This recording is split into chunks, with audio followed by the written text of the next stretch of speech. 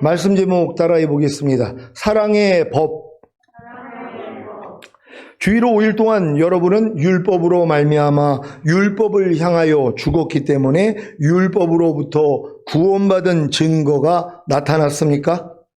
율법은 하나님의 택한 백성인 이스라엘에게만 주어진 것입니다. 왜 하나님은 온 인류에게 율법을 주시지 않고 이스라엘에게만 율법을 주신 것입니까?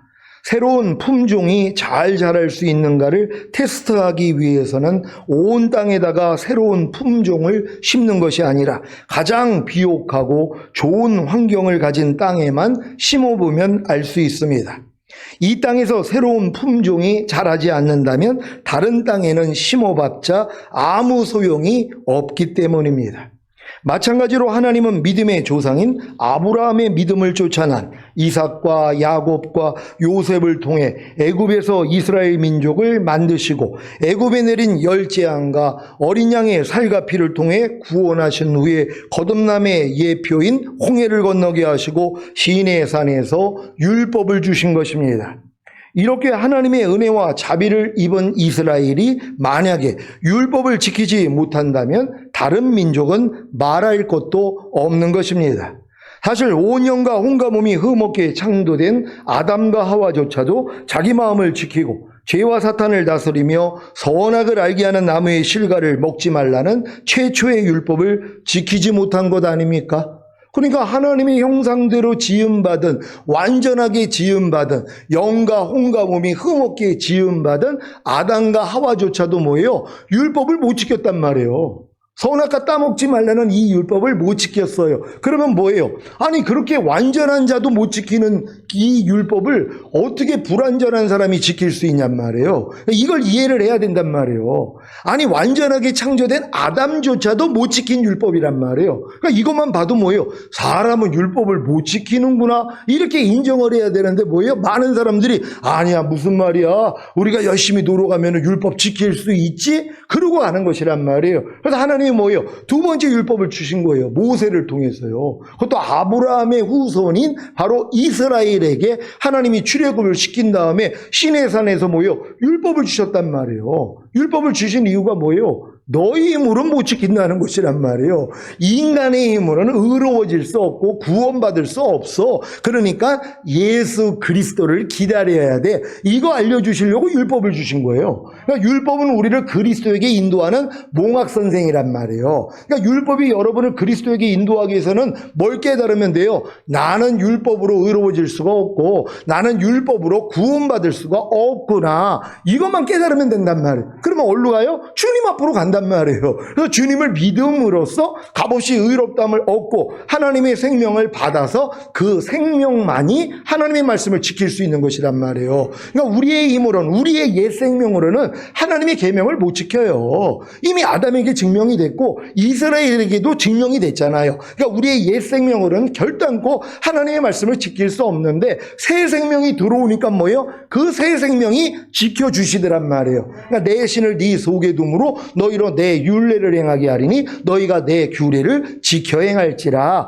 이게 새 언약이란 말이에요. 이걸 이루기 위해서 주님이 십자가 지신 거예요. 그래서 마지막 성찬을 하면서 이 잔은 내 피로 세운 새 언약이니 너희를 위하여 붓는 것이라 이렇게 얘기를 하는 거예요. 그러니까 주님이 십자가 지신 목적이 뭐예요? 새 언약을 이루어주기 위함이라는 거예요. 그러니까 어렸을 동안에는 죄사함, 의롭다함, 구원, 영생 주시기 위해서 십자가 지셨지 요 정도로 이제 구원을 받는단 말이에요. 그런 다음에 여러분들이 이제 거듭나가지고 장성한 자가 되면 율법 아래 들어가잖아요. 그래서 열심히 이제 여러분의 의와 열심으로 하나님의 말씀을 배우고 배울 말씀을 내가 지켜가지고 의로워지려고 노력하는 거란 말이에요. 근데 이 노력을 하다가 뭐예요? 하나님 아무리 내가 말씀대로 살려고 그래도 나는 안 돼요. 여기까지 왔을 때 뭐예요? 새 언약이 들린단 말이에요. 이 자는 내 피로 세운 새 언약이니 새 언약이 뭐예요? 내 신을 네 속에 둠으로 너희로 내 율례를 행하게 하리니 너희가 내 규례를 지켜 행할지 것이라. 뭐예요? 하나님의 영이 여러분 안에 들어와서 그분이 시켜주시겠다는 거예요. 이게 기쁜 소식이란 말이에요. 여러분의 힘으로는 율법을 지켜서 의로워질 수가 없었는데, 그래서 하나님의 복을 받을 수 없었는데 내 안에 있는 주님께서 그 일을 하신다는 것이란 말이에요. 우린 이걸 믿는 거예요. 이 믿음을 다 갖는 여러분 되시기를 바랍니다. 근데 이 거듭나가지고 워낙 주님을 사랑해가지고 진짜 죽어라 하고 하나님 말씀을 내가 지키려고 했던 분들은요, 자기도 변화가 있잖아요. 또 받은 은혜가 있잖아요. 그러니까 뭐 이걸 못 내려놓는단 말이에요. 근데 성경은 뭐라고 그래요? 온 율법을 지키다가 한 가지에 거치면 전체를 어겼다는 거예요. 여러분들이 아무리 하나님의 말씀을 지킨다고 해도 율법이 613가지예요. 뭐뭐 하지 말라는 말씀이 365가지고 뭐뭐 하라는 말씀이 248가지란 말이에요. 그래서 613가지예요. 보통은 10가지도 지키기가 어려워요. 근데 어떤 사람이 612가지를 지켰어요. 대단한 거죠. 10가지도 채 못 지키는데 어떤 사람은 612가지를 지켰는데 실수로 한 가지를 못 지켰어요. 그럼 성경은 뭐라고 그래요? 전체를 어겼다는 것이란 말이에요. 그러니까 율법의 행위로서는 의롭다함을 얻을 육체가 없다고 주님이 선포를 했는데도 뭐예요? 아유, 그래도 구원받은 내가 하나님 열심히 의지하면 지켜지겠지 하는 이 자기 의를 깨트리지를 않는단 말이에요. 그러니까 광야 생활을 그렇게 오랫동안 할 수밖에 없다는 거예요. 이게 무너지는 게 요단을 건너는 거예요. 하나님, 내가 아무리 거듭나서 귀신을 쫓고 권능을 행하고 선지자 노릇을 해도 내 열심으로는 하나님을 기쁘시게 할 수 없군요. 하나님, 내 의로는 하나님의 말씀을 순종할 수가 없군요. 이걸 깨달을 때까지만 하나님이 연단을 하시는 것이란 말이에요. 그러니까 결국 이 연단의 끝이 뭐예요? 하나님, 나는 할 수 없습니다. 그럴 때 보여주시는 거예요. 야, 그래서 내가 율법의 저주에서 너를 속량한 거 아니냐. 이걸 그때 들린단 말이에요. 그 전에는 율법의 저주에서 주님이 나를 속량하기 위해 달렸다는 게 성경을 아무리 봐도 안 들어와요. 이게 문제란 말이에요. 하나님이 안 열어주세요. 왜? 여러분이 열심을 내기 때문에. 근데 누구한테 열어줘요? 때가 된 사람. 어떤 사람이 때가 된 거예요? 하나님, 안 되네요. 내가 아무리 노력을 해도 할 수가 없네요. 이게 때가 된 사람들이란 말이에요. 그냥 계시될 믿음의 때까지 여러분들을 율법 아래 가둬놓는 거예요. 왜? 그래야지 도망가지 않거든요. 율법 밑에서 두려움 가운데 하나님을 섬겨야지 마귀한테 안 빠지고 세상으로 안 빠져버린단 말이에요. 그러니까 광야 안에다가 집어넣어가지고 하나님이 요 훈련을 시킨 거예요. 도망가지 못하도록. 그리고 결국은 뭐예요? 요단을 건너게 만들잖아요. 그러니까 요단까지 오는 사람들이 참 드물어요. 근데 요단까지 온 사람은 뭐예요? 오라 나는 공고한 사람이로다. 이 사망의 몸에서 누가 나를 건져내랴? 여기까지 온 사람들이란 말. 그러니까 이런 사람들은 뭘 깨달아요? 아, 율법의 행위로서 의롭다함을 얻으려는 너희는 그리스도에게서 끊어지고 은혜에서는 떨어진 자구나. 그러니까 내가 도리어 율법의 행위로 의로워지려고 하는 것이 그리스도에서 나를 끊어지게 만들고 하나님의 은혜에서 떨어지게 했다는 것을 깨닫는 시점이 온단 말이에요. 이걸 아무리 얘기를 해도 못 깨달아요. 때가 돼야지 하나님이 열어주셔서 들리게 만들어요. 아, 내가 율법의 저주 아래 그래서 있었던구나. 율법의 행위로서 내가 여지껏 의로워지려고 배운 말씀을 내가 지키려고 그렇게 노력했던 것이 도리어 나를 그리스도에게서 끊어지게 만들고 은혜에서 떨어지게 만들었구나. 이걸 깨달을 때 율법의 저주에 내가 있었다는 걸 안단 말이에요. 그래야지 아, 예수님이 이 율법의 저주에서 나를 속량하기 위해서 이 나무 십자가에 달리신 거구나. 이게 들어온단 말이에요. 이게 갈라디아서 3장 13절 14절에 있는 그 내용이란 말이에요. 이게 깨달아져야지 아브라함의 복이 이방인에게 미친다고 믿음으로 의롭다함을 얻는 거예요. 그랬더니 뭐예요? 약속하신 성령 세례를 주신단 말이에요. 그래서 여러분들이 이제 혼의 구원을 받고 마음의 할례가 이루어지는 이 믿음까지 들어오는 거예요. 근데 진짜 여기 들어오는 사람을 제가 신앙생활 지금 30년이 넘도록 했잖아요. 진짜 드물어요. 그러니까 이 과정을 가는 사람들이 너무 드물단 말이에요. 물론 예전에 선진들이 많이 이걸 봐고 그 단계를 들어갔죠. 근데 현대에 있는 이 이제 크리스찬들은 이런 단계를 잘 모른단 말이에요. 왜? 마지막 때가 가까웠기 때문에. 많은 사람들이 여지껏 이 멸망으로 인도하는 큰 문, 넓은 길로 들어가길 시작했기 때문에 이 길을 모른단 말이에요. 그러니까 여러분들이 이게 귀에 들린다면은 하나님이 여러분을 선택하신 것이란 말이에요. 지난주에 그랬잖아요. 이 죄가 너희를 주관치 못하르니 너희가 법 아래 있지 아니하고 은혜 아래 있음이니라. 아니, 왜 예수 믿는 사람들이 분명히 예수님이 우리를 죄에서 해방시켜줬다는 것도 믿는데 왜 죄가 나를 주관하냔 말이에요. 왜 염려가 나를 주관하고 불평이 나를 주관해가지고 죄를 짓게 만드느냔 말이에요. 이유가 뭐예요? 율법 아래 있기 때문이란 말이에요. 여전히 내가 율법을 지켜서 의로워지려고 마음을 가졌기 때문에 죄가 여러분을 다 주관하는 것이란 말이에요. 근데 어떤 사람은 주관하지 못한다고요? 이걸 깨달은 사람들이에요.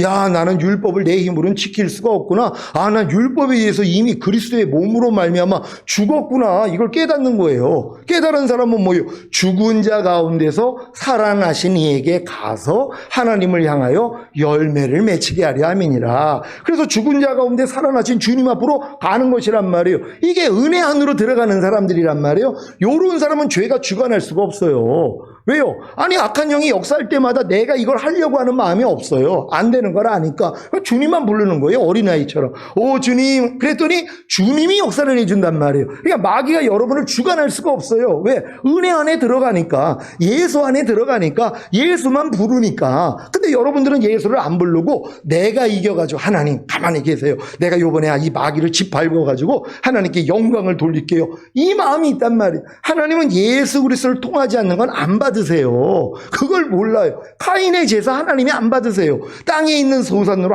아무리 좋은 걸 드려도 하나님이 안 받으신단 말이에요. 아벨의 피해 제사만 받는 거예요. 그러니까 여러분 안에 계신 그리스도를 통해서만이 하나님이 받으세요. 그러니까 여러분들은 뭐예요? 그리스도께 맡기기만 하면 되잖아요. 네 염려 내게 맡겨. 내가 공고해 줄게. 맡기는 게 우리 할 일이란 말이에요. 내가 나서서 하는 게 아니라 하나님이 이거 기뻐하는 게 아니에요. 예수를 믿는 걸 가장 기뻐하세요.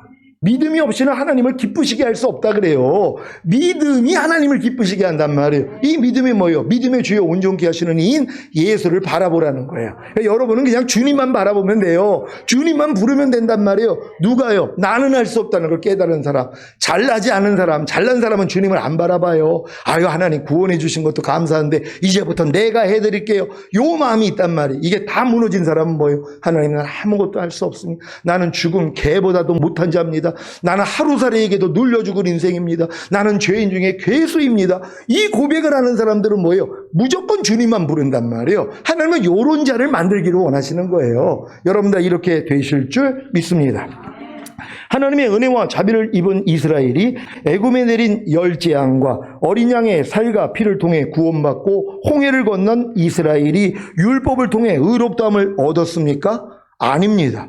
도리어 율법의 행위로 의롭다함을 얻을 육체가 없다는 것을 증명한 것입니다. 그러면 율법을 모르는 이방인들은 복음을 듣고 거듭난 후에 다시 새롭게 율법을 배워 지키는 노력을 통해 율법의 행위로 의롭다함을 얻을 육체가 없다는 사실을 증명해야 하겠습니까?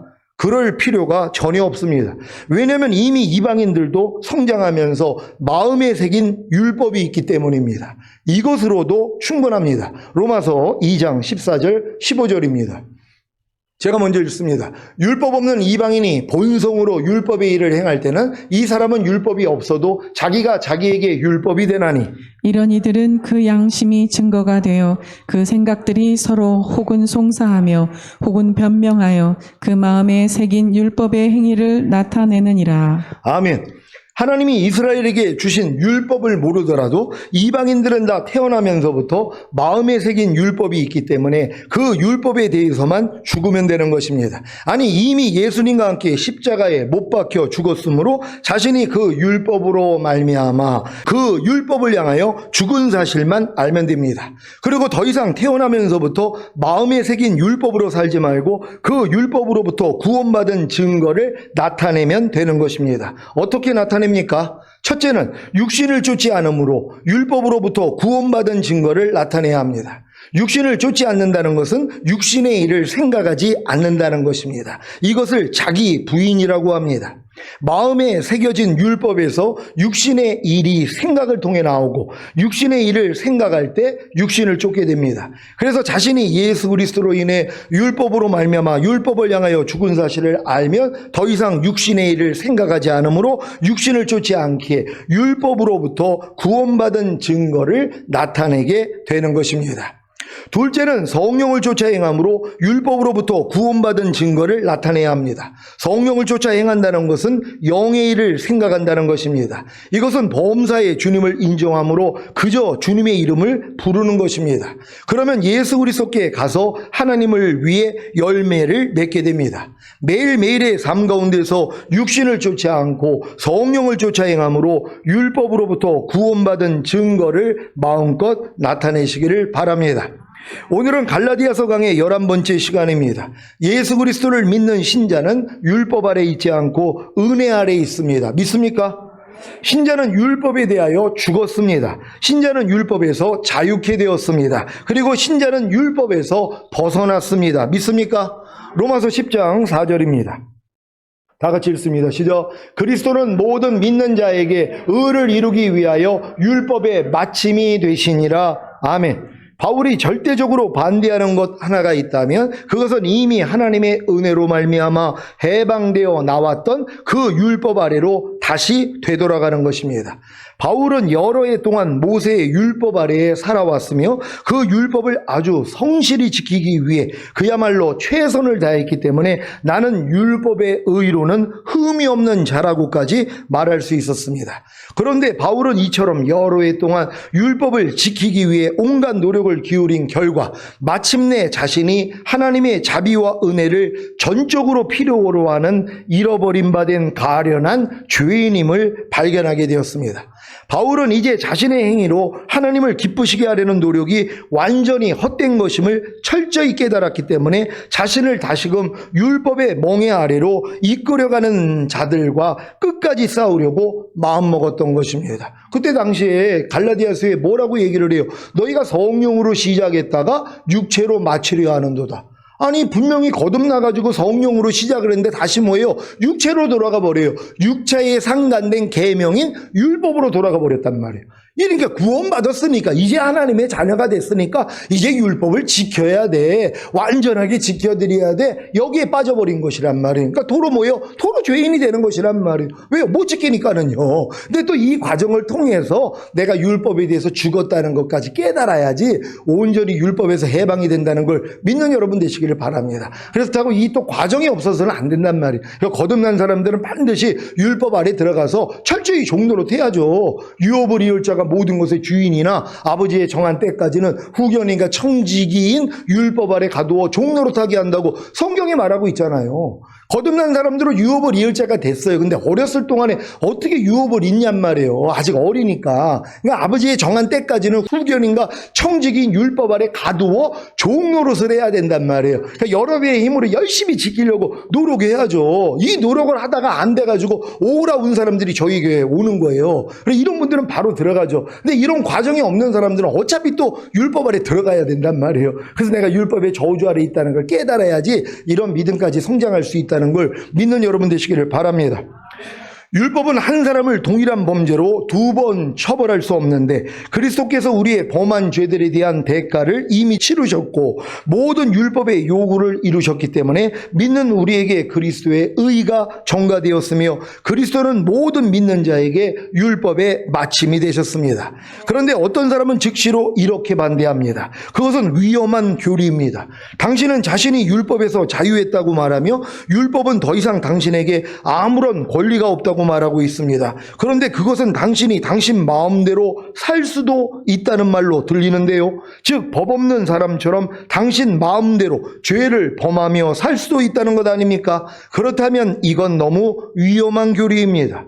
여러분도 이런 말을 들어보시지 않았습니까? 그것은 하나님의 은혜를 전혀 모르는 말입니다. 우리는 율법의 계명에 대해 자유하지만 무법한 자는 아닙니다.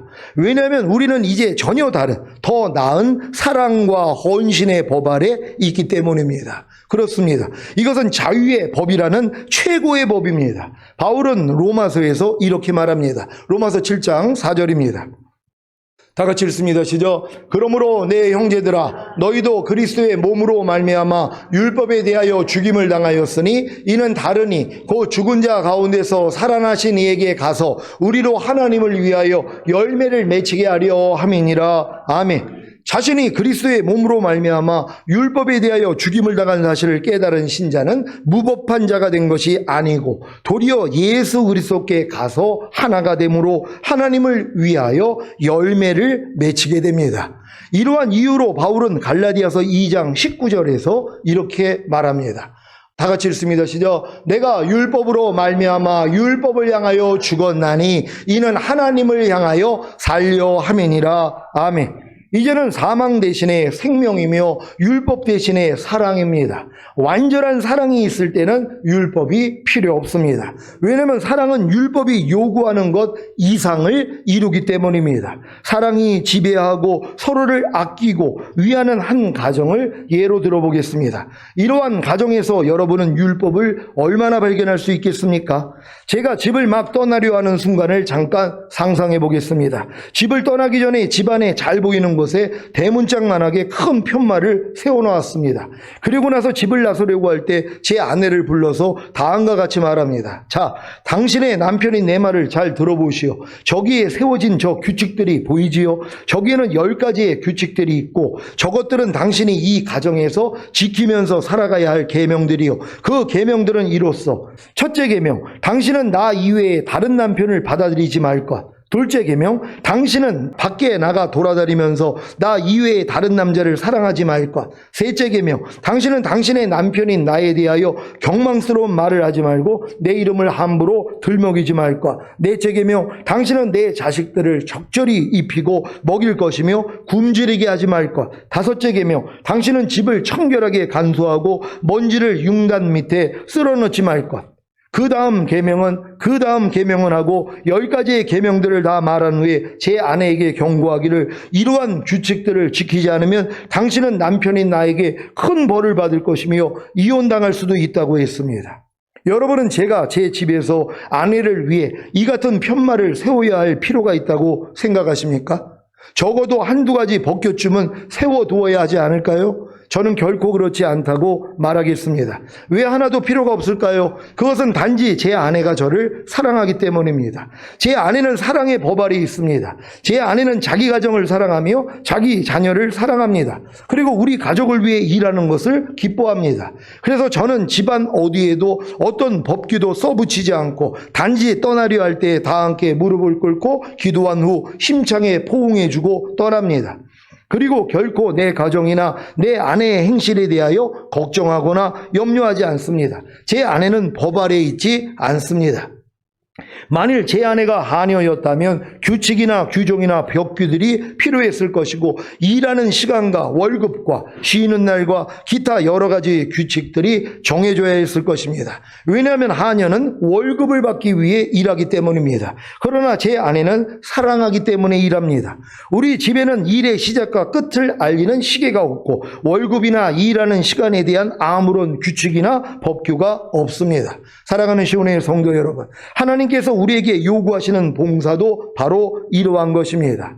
저는 두려움으로 율법과 십계명의 위협 때문에 혹은 징계받을까 봐 두려워서 하나님을 섬기는 가련하기 짝이 없는 그리스도인들을 볼 때 정말 불쌍히 여깁니다. 그것은 하나님을 섬기는 것에 대한 무가치하고 저속하기 그지없는 동기입니다. 또한 만일 열심히 노력하지 않으면 마지막에 가서 구원을 잃어버리지 않을까 하는 두려움 때문에 주님을 섬기며 선행을 하고 성결해지려고 노력하는 사람들을 볼 때 불쌍하기 그지없습니다. 그러한 동기에서 하나님을 섬기는 것은 어리석고 보잘것없고 가치가 없는 것입니다.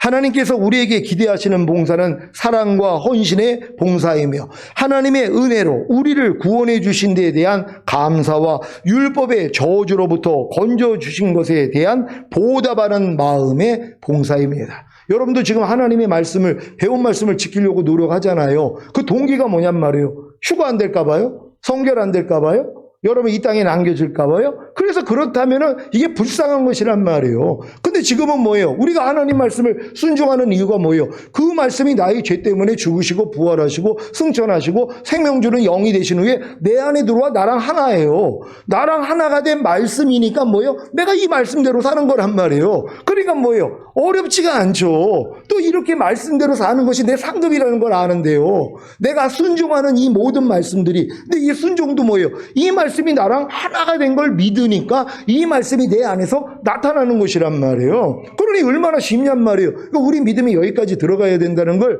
믿는 여러분 되시기를 바랍니다. 어떤 사람이 다음과 같이 말하는 것을 듣습니다. 그렇다. 그것은 옳다. 나는 행위가 아닌 은혜로서 믿음으로 말미암아 의롭다함을 얻은 것에 동의한다. 그러나 우리가 율법 아래에 있지는 않으나 일단 구원받은 후에는 어떻게 살아야 할 것인가의 행동 양식과 지침으로서 율법이 필요하지 않을까? 이것은 매우 합리적인 질문인데 그에 대한 해답도 성경에 분명히 제시되어 있습니다.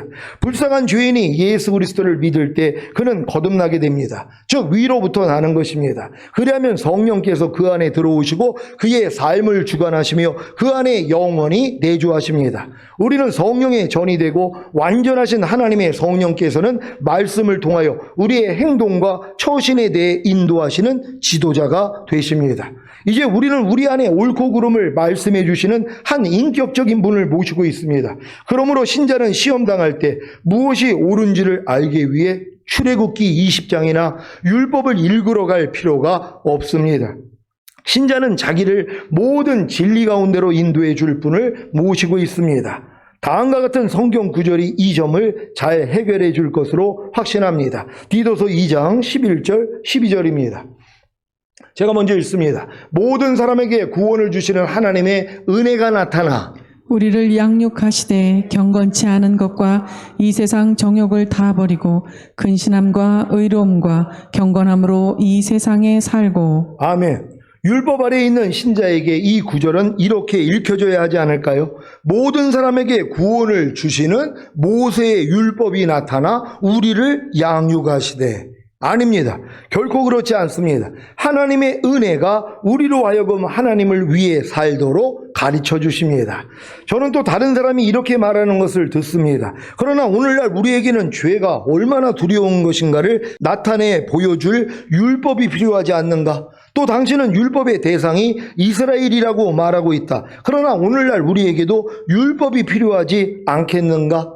과연 그럴까요? 죄를 가장 잘 나타내 보여주는 것이 율법일까요? 한때는 그러했습니다. 그러나 갈보리 십자가 사건 이후로는 이 모든 것이 달라졌습니다.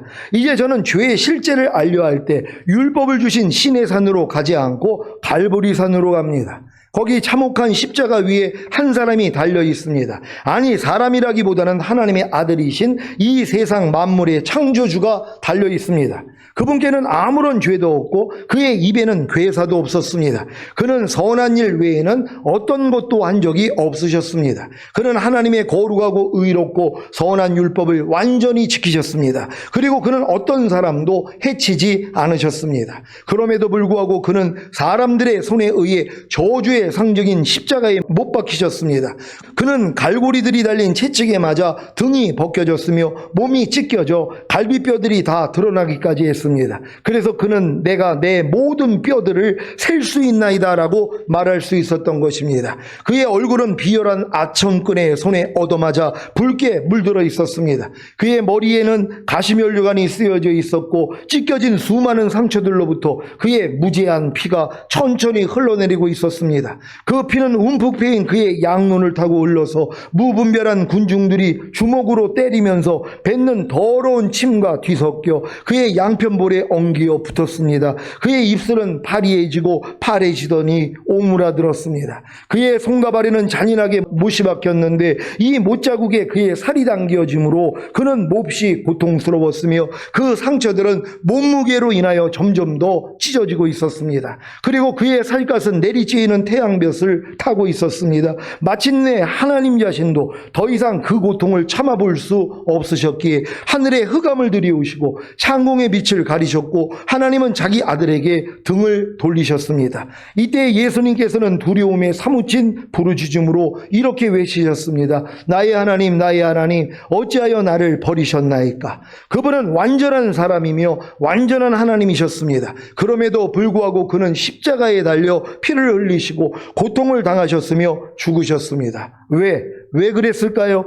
왜 예수님이 거기에 달리지 않으면 안 되셨던 것입니까? 그에 대한 대답을 듣고자 합니까? 바로 우리의 죄 때문입니다. 나의 죄, 그리고 여러분의 죄 때문입니다. 죄가 그토록 무섭기에 하나님께서는 예수님이 우리의 죄악을 담당하셨을 때 그가 자신의 사랑하는 아들임에도 불구하고 그를 그냥 두실 수밖에 없으셨습니다. 여러분의 죄가 무엇인지를 알기 위해 우리는 시내산으로 돌아갈 필요가 없습니다. 사실 율법으로 돌아갈 필요가 없다는 것입니다. 이제 우리가 갈보리 십자가 곁에 서면 죄가 무엇이며 죄가 무슨 일을 했는지 그 잔혹한 실제를 분명히 볼 것입니다. 만일 사람이 하나님의 법을 완전히 지킬 수 있었다면 왜 예수님이 우리를 위해 이 고통을 당하셔야 했을까요? 바울은 갈라디아서 3장 21절 22절에서 이렇게 언급하고 있습니다. 제가 먼저 읽습니다. 그러면 율법이 하나님의 약속들을 거스리느냐? 결코 그럴 수 없느니라. 만일 능히 살게 하는 율법을 주셨다면 의가 반드시 율법으로 말미암았으리라. 그러나 성경이 모든 것을 죄 아래 가두었으니 이는 예수 그리스도를 믿음으로 말미암은 약속을 믿는 자들에게 주려 함이니라. 아멘. 바울은 말합니다. 만일 율법이 생명을 줄 수 있었다면 그리스도께서 결코 죽으실 필요가 없었을 것이라는 것입니다. 만일 사람이 스스로 자신을 구원할 수 있다면, 그렇다면 그에게 왜 자기를 대신하여 죽으신 구주를 필요로 하겠습니까? 그리고 만일 사람이 스스로 자신의 구원을 보존할 수 있다면 어찌 대제사장이신 그리스도께서 하나님 우편에서 사람을 위해 매일 중보의 기도를 들으실 필요가 있을까요? 바울은 사람이 스스로 자신을 구원하거나 스스로 자신의 구원을 보존할 수 없다고 말합니다. 율법과 복음은 서로 거스리는 것이 아니지만 그 목적하는 바는 전혀 다릅니다. 율법은 죄인을 심판하고 죽이는 것입니다. 따라서 율법은 죄인으로 하여금 율법과 자신의 행위에서 돌이켜 자기에게 홀로 생명을 주실 수 있는 그리스도께 나아가도록 하는 데 있습니다. 이러한 내용이 갈라디아서 2장 21절보다 더 잘 언급된 곳은 없습니다. 여기서 바울은 이렇게 말하고 있습니다. 다 같이 읽습니다. 시작. 내가 하나님의 은혜를 패하지 아니하노니 만일 의롭게 되는 것이 율법으로 말미암으면 그리스도께서 헛되이 죽으셨느니라. 아멘. 이 얼마나 두려운 말입니까? 만일 인간이 율법의 행위로서 구원받을 수 있으며 율법의 행위로서 그 구원을 보존할 수 있다면 그리스도의 죽으심은 완전히 헛된 것이 되어버리는 것입니다. 따라서 율법을 붙들고 계명회로 되돌아가는 것은 그리스도의 대속적인 죽으심을 부인하는 것이며 다시금 하나님의 저주 아래로 들어가는 것입니다. 우리가 우리의 힘으로는 하나님의 거룩한 율법을 지킬 수 없다고 시인한다면 우리는 율법의 완전함을 입증하는 셈입니다. 그러나 우리가 하나님의 거룩한 율법을 지킬 수 있다고 말하는 것은 그 거룩한 율법을 우리들의 불완전한 수준으로 끌어내리는 것이 됩니다. 이제 로마서 3장 28절에 나오는 다음과 같은 바울의 말에 귀를 기울여 보십시오. 다 같이 읽습니다. 시작. 그러므로 사람이 의롭다 하심을 얻는 것은 율법의 행위에 있지 않고 믿음으로 되는 줄 우리가 인정하노라. 아멘. 사람이 의롭다 하심을 얻는 것은 율법의 행위로 되는 것이 아닙니다. 바울은 자신이 율법의 가치를 떨어뜨리려 하고 있다는 비난을 예상하면서 다음과 같이 반문하고 있습니다. 로마서 3장 31절입니다. 다 같이 읽습니다. 시작. 그런즉 우리가 믿음으로 말미암아 율법을 폐하느뇨? 그럴 수 없느니라. 도리어 율법을 굳게 세우느니라. 아멘. 우리가 지금 율법으로 구원받을 수 없다, 의롭다함을 얻을 수 없다는 게 도리어 율법을 굳게 세우는 것이란 말이에요. 왜? 율법은 완전하신 하나님의 법이기 때문에 인간의 수준으로는 지킬 수가 없다는 것이란 말이에요. 근데 지금 많은 사람은 뭐예요? 야, 그래도 우리가 구원받았으니까 우리가 노력하면 지킬 수 있지. 이건 율법의 가치를 뭐예요? 떨어뜨리는 행위란 말이에요. 도리어 뭐예요? 우리는 율법을 지킬 수가 없어. 이게 율법의 완전성을 인정해 버리는 것이란 말이에요. 하지만 뭐예요? 우리 안에 주님이 와 계시기 있기 때문에 그분이 지킬 수 있어. 이렇게 바꿔야 되는 것이란 말. 그러니까 내가 지킬 수 있다는 것에서 내 안에 거하시는 주님이 지켜. 그리고 주님을 의지해야죠. 이렇게 얘기하면서 또 자기가 지키려니까 안 되는 거예요. 주님을 부르면 되는 거예요. 주님을 부를 수 있는 여러분 되시기를 바랍니다. 자, 바울은 이것은 내 말이 아니다라고 말하면서 다음과 같이 대답합니다. 그럴 수 없느니라. 도리어 율법을 굳게 세우느니라.